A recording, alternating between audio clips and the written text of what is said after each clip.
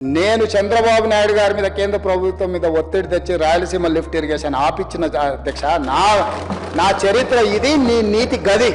ఇవాళ నేను సూటిగా చెప్పదలుచుకునే వేదిక మీద నుంచి రెండు రాష్ట్రాల మధ్యలో మంచి వాతావరణం ఉండాలని ఇప్పటి వరకు నేను సాధించిన విజయాన్ని కూడా నేను చెప్పుకోలేదు అధ్యక్ష. సూటిగా చంద్రబాబు నాయుడు గారికి విజ్ఞప్తి చేసిన నేను, రాయలసీమ లిఫ్ట్ ఇరిగేషన్ మీరు ఆపితే మేము ఏదైనా విషయాల మీద చర్చకు వస్తాము, లేకపోతే మీతో చర్చించడానికి అవకాశం లేదు.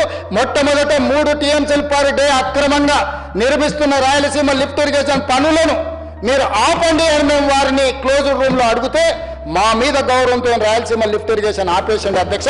మీరు ఈ రోజు నిజ నిర్ధారణ కమిటీని సభ నుంచి పంపించండి. రాయలసీమ లిఫ్ట్ ఆపిందే మేము.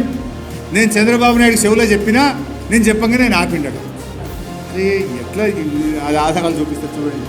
అసలు బీఆర్ఎస్ రాయలసీమ మీద కొట్లాడలేదు, బీఆర్ఎస్ ఫెసిలిటేట్ చేసింది, బీఆర్ఎస్ రాయలసీమ లిఫ్ట్ ఇరిగేషన్కు అనుకూలంగా పనిచేసింది అని చెప్పి మాట్లాడుతున్నాను. ఇప్పుడు నేను దాని ఆధారాలు చూపిస్తాను. రాయలసీమ లిఫ్ట్ జీవో వచ్చింది 5/5/2020, కానీ దానికంటే ముందే 6 నెలల ముందే పేపర్లలో వార్తలు వచ్చినాయి.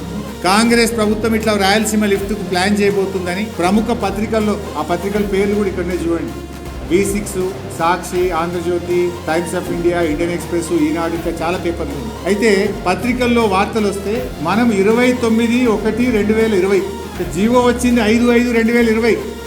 6 నెలల ముందే కేంద్ర ప్రభుత్వానికి రాయలసీమ లిఫ్ట్ ఇరిగేషన్ కడదామని ప్రయత్నం చేస్తున్నారు.